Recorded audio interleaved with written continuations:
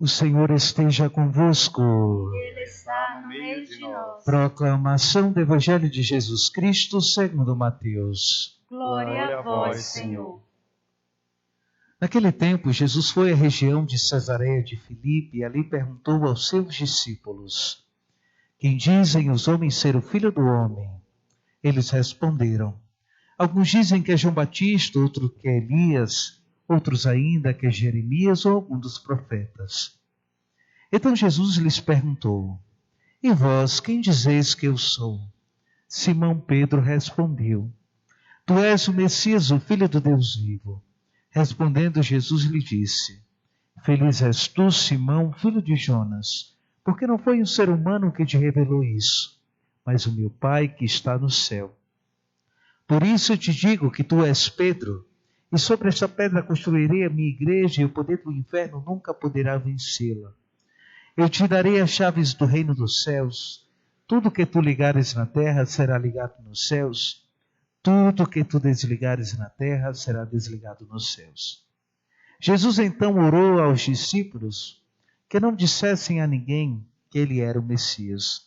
Jesus começou a mostrar aos seus discípulos que devia ir a Jerusalém e sofrer muito da parte dos anciãos, dos sumos sacerdotes e dos mestres da lei, e que devia ser morto e ressuscitar no terceiro dia.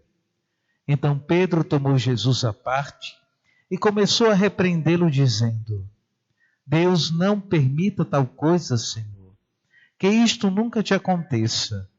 Jesus, porém, voltou-se para Pedro e disse: Vai para longe, Satanás. Tu és para mim uma pedra de tropeço, porque não pensas as coisas de Deus, mas sim as coisas dos homens. Palavra da salvação. Glória a vós, Senhor. Podemos sentar. Meus queridos irmãos e irmãs em Cristo, um dos grandes pecados do povo de Israel foi a murmuração. Se a gente for olhar, quem já teve aqui um amigo que quando a gente encontra parece que tudo vai mal e só reclama e nada é bom? A gente não consegue ficar muito tempo com essa pessoa, né? Vocês já tiveram amigo assim? Parece que quando a gente encontra, só começa a reclamar o tempo todo. Não tem outra conversa. Chega uma hora que a gente até se cansa, né? Com Deus não foi diferente. Deus libertou um povo do Egito, tirou para a terra prometida, mas o povo só reclamando, só murmurando, dizendo: me tirou para botar numa terra que a gente não consegue plantar, numa terra onde é seco, não tem água, para a gente morrer de fome e de sede. Às vezes a gente tenta a Deus dessa forma, porque a gente é incapaz de esperar o tempo de Deus. Às vezes nós somos incapazes de reconhecer a bondade de Deus, a presença dele, e a gente só reclama, só murmura. Vai chegar uma hora que Deus vai se cansar da gente também. Como Deus se cansou daquele povo que só murmurava, não tinha capacidade de agradecer a Deus, de ter libertado aquele povo. Aí diz as Sagradas Escrituras, né, em um ditado que a gente fala: chorar as cebolas do Egito. Às vezes a gente fica chorando as cebolas do Egito porque a gente só murmura. E quando a gente só murmura, a gente é incapaz de dar passos significativos. Só que nós precisamos compreender uma coisa.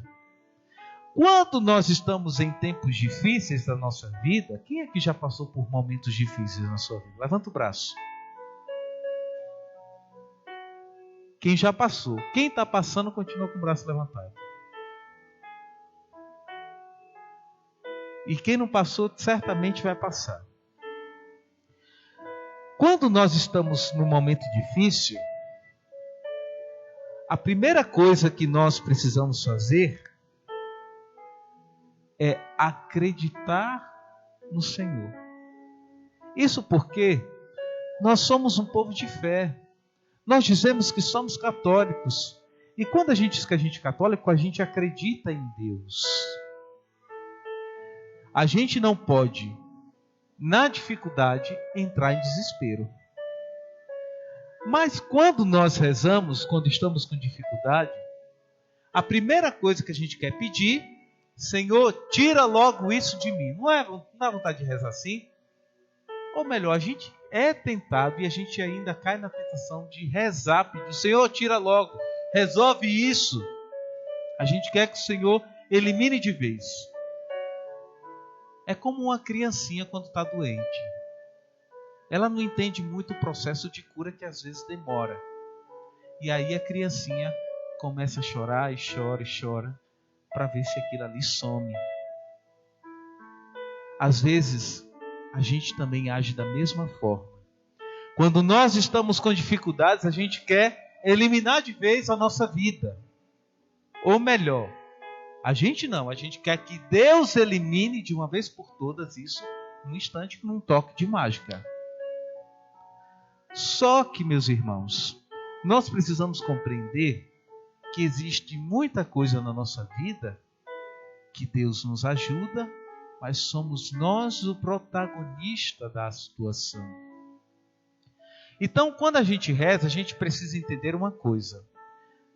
Não é Deus que vai tirar, mas é Deus que vai me fortalecer, me dar força e coragem para conseguir vencer aquela tribulação, aquela dificuldade, aquele desafio. E quando nós não compreendemos isso, que é Deus que nos dá força para nós vencermos, aí a gente cai na murmuração. A gente começa a murmurar. E aí é o grande problema, porque quando a gente murmura, a gente fica estagnado. A gente não dá um passo. E sem dar passos, a gente não caminha. A gente não muda. A gente não vai para frente. A gente não consegue solucionar o problema. Ou seja, chorar não vai solucionar o problema. Por isso, quem está passando por dificuldades ou já passou, quando a gente supera essa dificuldade, a gente se sente mais forte. A gente se sente até mais maduro para enfrentar os outros desafios. Isso porque Deus fortalece a nossa vida de tal forma que nós percebemos que somos nós que precisamos dar o primeiro passo. É como também uma criancinha que ainda não andou. A gente pode até ajudar, segurar a mão da criancinha, enquanto ela ainda não consegue se equilibrar sozinha. Mas vai chegar a hora que os pais precisam soltar a mão para que aquela criança caminhe com seus próprios pés. É assim o agir de Deus conosco. Deus segura a nossa mão até aprendermos a caminhar. E quando a gente consegue caminhar, Deus solta a nossa mão porque é necessário. Não é porque Deus é ruim, não é porque Deus é malvado, mas é porque nós precisamos aprender a caminhar. Ou seja, nós precisamos aprender a solucionar os nossos problemas, porque Deus nos fortalece e nos dá segurança. É como uma mãe que dá segurança a uma criança que ainda não caminha. Segura na mão e vai soltando aos poucos para que ela consiga compreender que ela consegue dar passos. Claro que quando a gente está aprendendo a caminhar, a gente não vai dar passos longos. Mas quando a gente já tem a confiança de que eu consigo dar passos sozinhos, a gente dá passos mais largos. Ou seja, quando eu passei por uma dificuldade e venci essa dificuldade, eu agora não sou chamado a dar passos pequenos. Eu posso dar passos mais longos porque eu confio no Senhor. Eu confio em Deus. Aí quando Jesus pergunta para os discípulos, como nós ouvimos no Evangelho hoje, perguntando: quem dizem ser o Filho do Homem? Existem muitas concepções. Existiam muitas concepções sobre Jesus, como hoje existem muitas concepções sobre Deus. Mas a nossa concepção de Deus, qual é? é daquele que me fortalece, é daquele que me cuida de mim, é daquele que me segura quando eu estou caindo, é daquele que é o meu refúgio, o meu porto seguro? Ou é um Deus que me abandonou, é um Deus que não me escuta, ou é um Deus que está insensível às minhas dificuldades e eu só reclamo? Quem é Deus para mim? Quem é o Senhor para a minha vida? A liturgia de hoje nos convida a perguntarmos: quem é o Senhor na minha vida? E aí, meus irmãos, se nós tivermos a coragem de responder como Pedro, reconhecer: Tu és o Messias, nós já damos longos passos. Se eu reconhecer Jesus como meu Senhor, eu já estou dando longos passos na fé. E é isso que deve acontecer. Aí nós entendemos o que São Paulo nos diz em Coríntios 13:1. Quando eu era criança, pensava como criança, agia como criança. Mas quando me tornei adulto, agora eu sou chamado a ter atitudes de adultos. Ou seja, quando nós dizemos que alguém se tornou adulto, é porque alguém já consegue dar respostas daquilo, das suas convicções. Às vezes a gente caminha como crianças ainda na fé e a gente nunca cresce. E nós precisamos amadurecer na fé. Nós não podemos ser aquelas criancinhas na fé, porque tem pessoas que continuam sendo criancinhas. E quando a gente conhece, como é que a gente sabe, padre, quando eu sou criancinha ainda na fé? Quando eu ainda quero permanecer naquele primeiro amor. Quando eu não estou sentindo mais a Deus, estou sentindo vazio. A gente acha logo que Deus nos abandonou.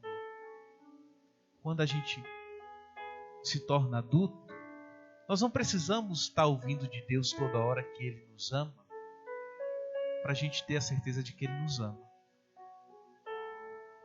Quando a gente se torna adulto, a gente não precisa estar pedindo milagres a Deus, curas, libertações, porque eu sei que Deus cuida de mim, independente de eu sentir ou não a sua presença na minha vida.